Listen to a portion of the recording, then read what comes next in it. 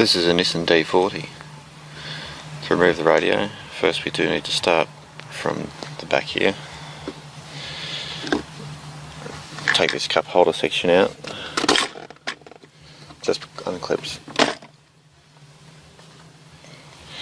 Then take this section out, which is this hole up to here, this grey section. And that unclips. Just carefully.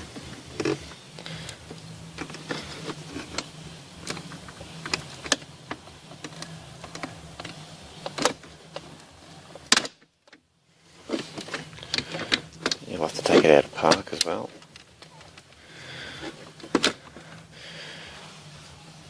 Just so I can get it past the gear stick.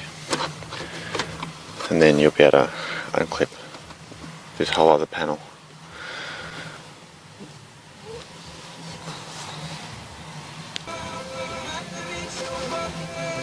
So with that bottom section unclipped, it's just a matter of unclipping this top one.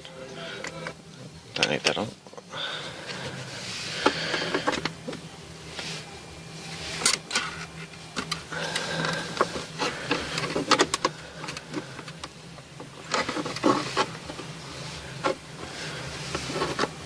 Just got to get a bit of an edge so you can start so you can grab it, unclip it.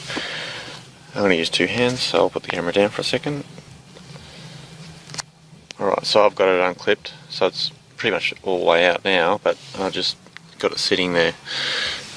Started from the bottom on each side, and then worked my way up to the top and actually unclipped the whole thing, and literally it's just all unclipped now. There's 4 screws holding in the radio, and then you pull the radio out.